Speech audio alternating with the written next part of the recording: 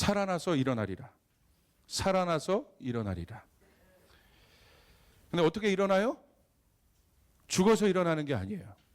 죽어서 일어나는 게 뭐예요? 좀비들이죠. 다니는데 생명이 없죠. 그건 죽어 있다는 거예요. 돌아다니지만. 이건 굉장히 중요한 겁니다. 돌아다닌다고 살아있다는 것이 아니에요. 일어났다고 살아있다는 것이 아니에요. 하나님의 영이 그 안에 있어야 합니다. 생명이 있어야 합니다. 아멘. 제가 요즘 많이 이렇게 영향을 받고 있는 목사님인데, 그분이 누구시냐면 데렉 프린스라는 목사님인데, 나이가 많으신 분이에요. 이분이 24살 때 캠브리지에서 철학 교수를 할 정도로 아주 이게 똑똑한 분이고 아주 그런 분입니다. 근데 이분이 이제 정말 이 시대를 향한 메시지들을 많이 던지시는데, 제가 우연히 이분 설교를 좀 듣게 됐어요. 근데 이분이 하신 설교 중에 이 시대를 깨워내는 메시지가 굉장히 많은데, 이 재앙에 관한 설교가 있어요. 지금 최근에 한 게 아니에요. 몇 년 전에. 재앙과 같은 하나님의 심판이 있을 때 그것이 무엇을 의미하는가. 그러면서 뭘 말씀하셨냐면, 이 마지막 때가 어떤 때냐. 디모데후서 3장 1절에 이렇게 그 말씀을 인용해서 이렇게 말씀하셨어요. 너는 이것을 알라. 말세에 고통하는 때가 이르리겠다. 그러면서 그 고통이 무엇인지에 대해서 쭉 나열하지 않습니까? 부모를 거역하고 반항하고 거슬르고 술 취하고 음란하고 그런 것들이 말세에 일어나게 되는데, 그때가 바로 고통의 때다. 힘든 시간이라는 거예요. 근데 그 이유가 왜 그러냐? 왜 그런 고통의 때가, 말세는 고통의 때인데 왜 그렇게 고통받는가? 그 이유는 정치적, 경제적 이유가 아니라는 거예요. 그것이 어려움의 현상이 될 수는 있지만 근본의 원인이 아니라는 것입니다. 여러분, 성경은 이 고통의 원인을 뭐라고 말하고 있습니까? 말세에 고통하는 때가 이른다. 그 고통의 원인을 뭐라고 말하고 있습니까? 죄라고 말하고 있다는 거예요. 죄. 디모데후서 3장 1절에 같이 아주 자세히 기록되어 있죠. 그 중에 그러기 때문에 하나님께서 마지막 때 이제 심판주로 오셔서 심판을 하시는데, 그 죄 때문에, 그 중에 인간의 어떤 죄 때문에 하나님께서 심판을 하시느냐, 아주 강력했어요. 무엇 때문에 하나님이 심판하시느냐. 그것이 뭐냐면요, 한마디로 딱 얘기합니다.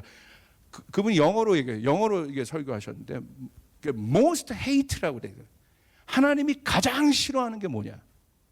그게 뭐겠습니까, 여러분? 교만이다. 교만. 하나님이 그것을 싫어한다는 거예요. 교만을. 그것 때문에 하나님이 재앙과 같은 심판을 가져온다는 거예요. 대저 만군의 여호와의 날이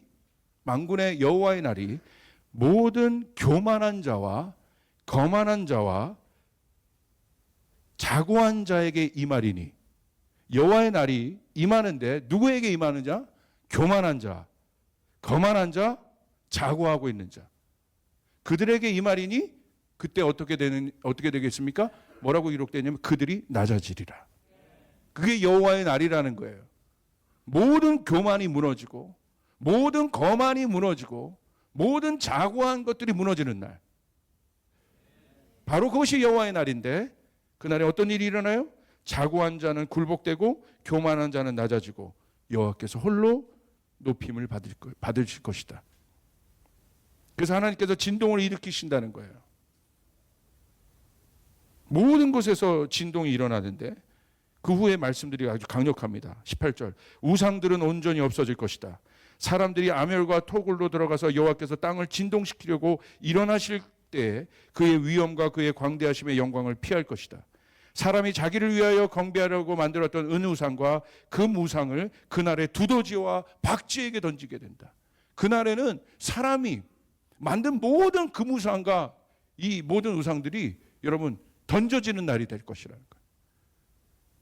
21절. 아멸과 험악한 바위 틈에 들어가서 여호와께서 땅을 진동시키려고 일어나실 때 그의 위엄과 그의 광대하심의 영광을 피하리라. 그러면서 22절. 너희는 인생을 의지하지 말라. 그의 호흡은 코에 있나니 새말 가치가 어디 있느냐. 여러분, 하나님을 의지해야 됩니다. 그리고 우리가 그 시대적인 것을 볼 뿐만 아니라 우리 안에 있는 교만한 것들을 낮춰야 해요. 할렐루야. 무너져야 될 때고 으깨져야 될 때이고 내 것을 주장하는 때가 아니라 주님 앞에서 여호와의 날 앞에서 우리가 준비해야 될 때라는 걸 믿으시길 바랍니다. 하나님의 형상으로 지음받은 사람은요, 이 저지른 죄로 인해 고통 아래 그다음부터 있게 되지 않습니까?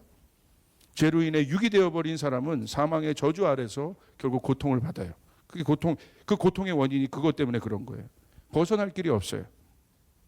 그런데요, 사람은 고통을 모르는 것이 아니라 고통을 알아요. 말세에 고통하는 때가 이른다. 이 말씀이 우리 안에 와닿는 이유가 우리가 그 고통을 알고 있다는 거예요. 이게 아주 중요한 여러분 단서예요. 사람이 고통을 알고 있다는 것. 죄가 무엇인지를 알고 있다는 것. 고통을 안다는 건 뭐예요? 결말도 안다는 거예요. 여러분 가장 강력한 사람에게 있는 여러분 고통이 뭐겠습니까? 사망이란 고통 아니겠어요?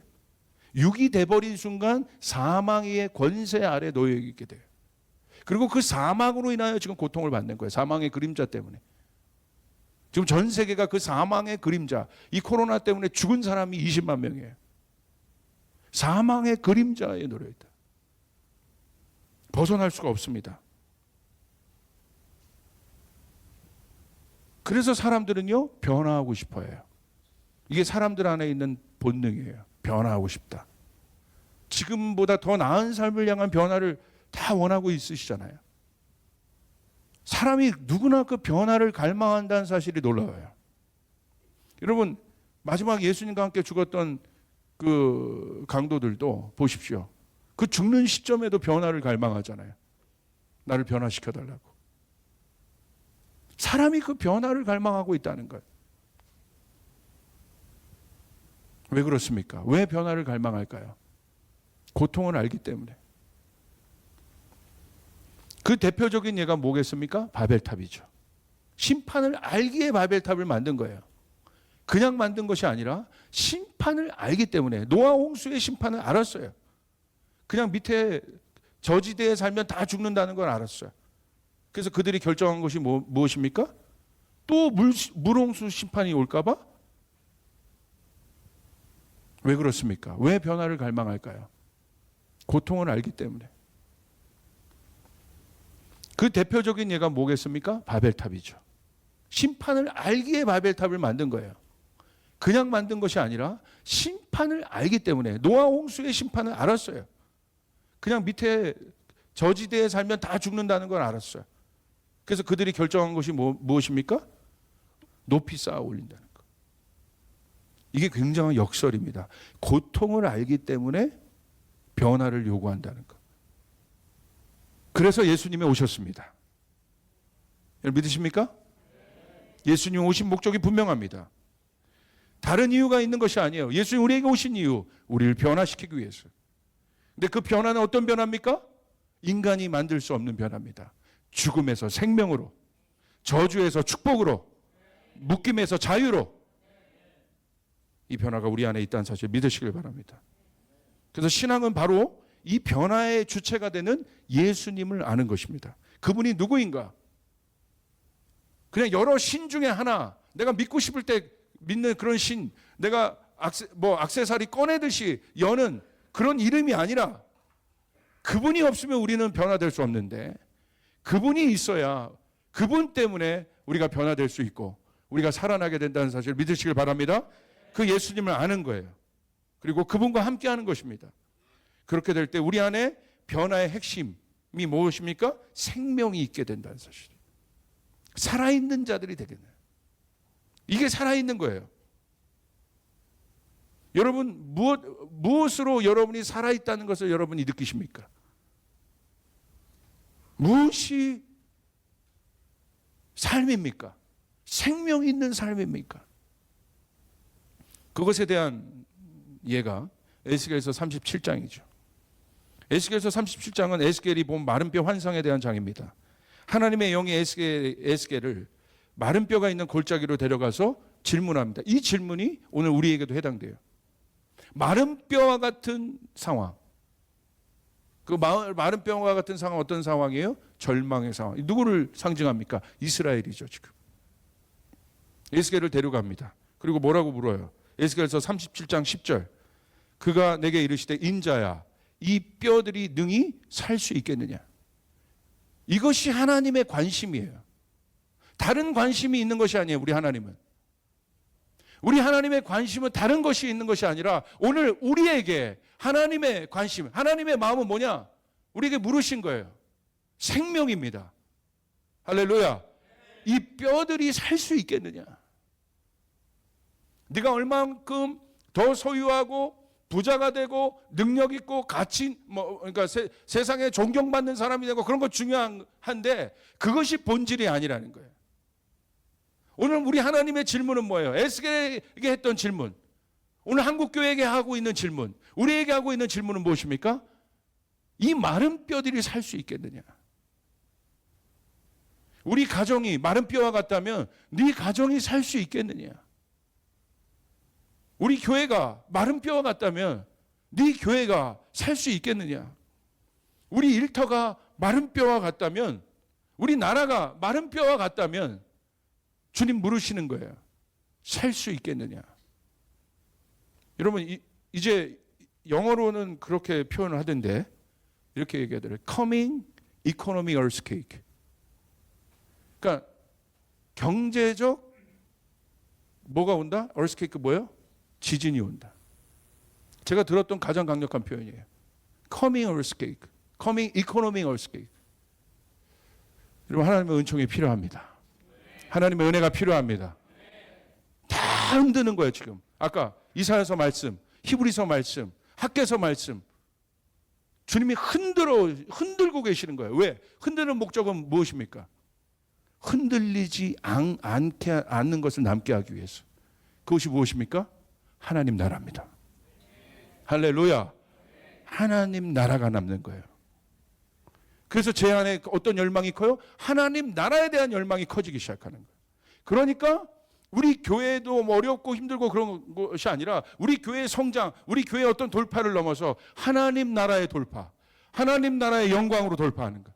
그러니까 우리가 여러분 우리 교회가 아니더라도 다른 교회를 지금 돕고 있는 거예요. 그것이 하나님 나라인 거예요. 여러분 하나님 나라가 와야 됩니다.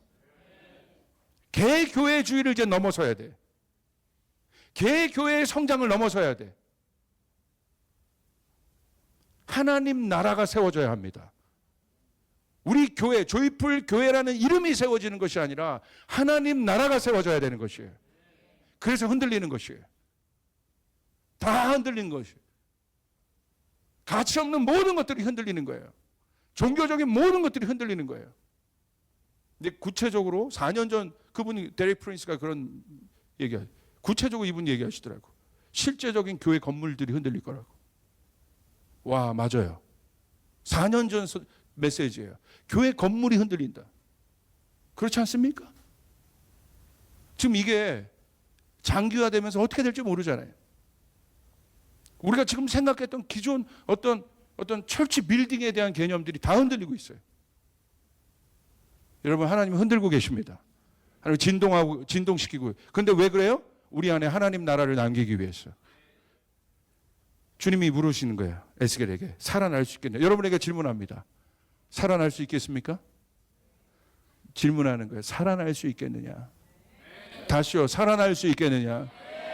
에스겔아, 이 마른 뼈들이 살아날 수 있겠느냐? 그러면서 아주 놀라운 말씀이 있어요. 37장 5절 보세요. 주 여호와께서 이 뼈들에게 이같이 말씀하시기를 내가 생기를 너에게 들어가게 하리니 너희가 살아나리라. 6절 너희 속에 생기를 넣으리니 너희가 살아나리라. 9절 생기야 사방에서부터 와서 이 죽임을 당한 자에게 불어서 살아나게 하라. 10절 생기가 그들에게 들어가매 그들이 곧 살아나서 일어서는데 극히 큰 군대더라. 할렐루야. 아멘. 어떤 공통점이 계속 반복돼요? 생기와 살아난다는 말씀이 계속 페어로 함께 갑니다. 5절도 보세요. 생기를 너에게 들어가게 하려니 너희가 살아나리라. 너희 속에 생기를 넣으니 너희가 살아나리라. 생기가 사방으로부터 불어오게 될 때 그들이 살아나게 되리라. 생기가 그들에게 들어가매 그들이 곧 살아나게 되리라. 여러분, 성경에서의 생명은 생기가 있느냐에 없느냐의 문제라는 거예요. 여러분, 말씀 보세요. 8절에 뼈에 힘줄이 생기고 살이 오르며 그 위에 가죽이 덮이나 그 속에는 생기가 없더라. 이게 굉장히 중요한 거죠. 자, 마른 뼈들이 맞춰졌어요? 가죽도 붙어졌어요? 살도 붙었어요? 그런데요, 아직은 성경에서 보면 형태적으로는 마른 뼈에서 이미 산 것처럼 보이지만 성경은 8절에 뭐라고 얘기하고 있어요? 생기가 없더라. 아직 산 게 아닙니다. 생기가 9절에 들어갈 때 10절, 오늘 주제 말씀이죠. 어떤 일이 일어나요? 그제서야 비로소 생기가 그들에게 들어가매 그들이 어떻게? 곧이라는 단어. 그들이 곧 살아나서 일어나리라. 할렐루야. 아멘. 그냥 점진적으로 살아나는 게 아니라 구원이라는 거 이거예요.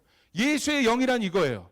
예수의 영이 들어가면 점진적으로 나아지는 것이 아니라 들어가는 그 순간 우리의 모든 존재가 바뀐다는 사실을 믿으시길 바랍니다.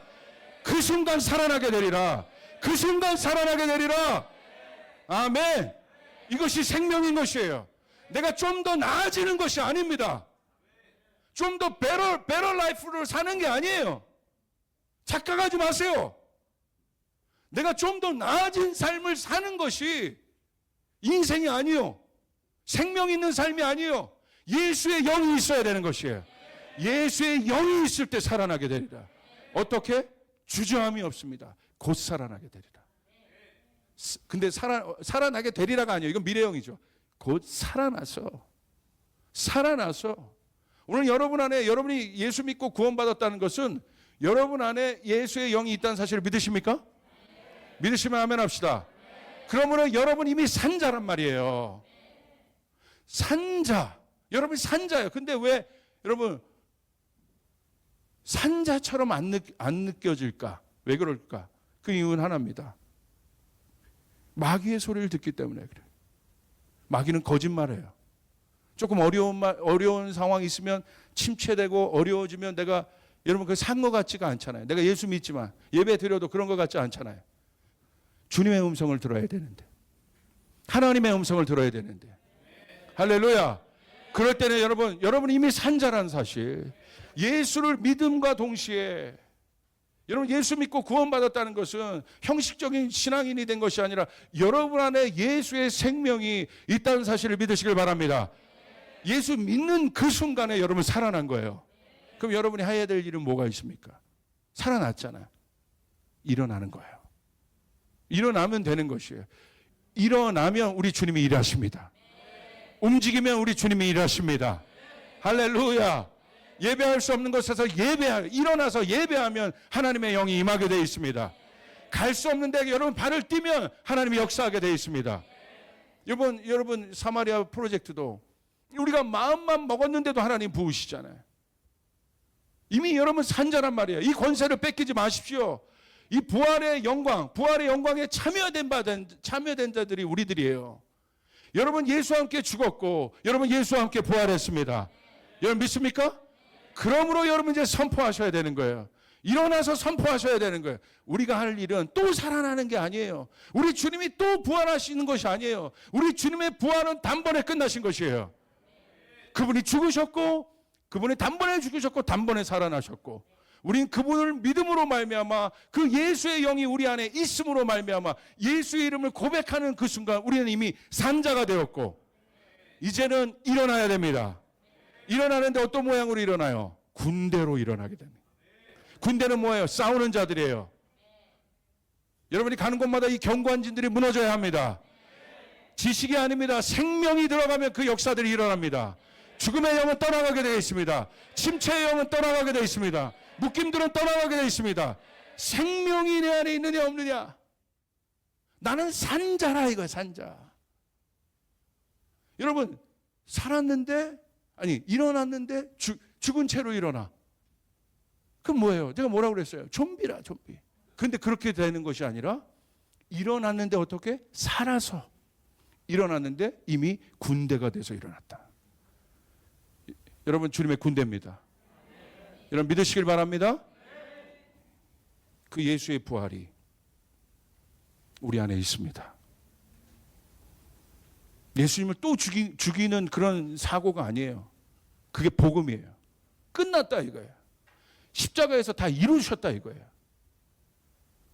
모든 경관진이 무너졌다 이겁니다. 그러니까 이때에 우리가 해야 될 일은 무엇입니까? 살아나서 일어나. 이제 일어나면 되는 것입니다.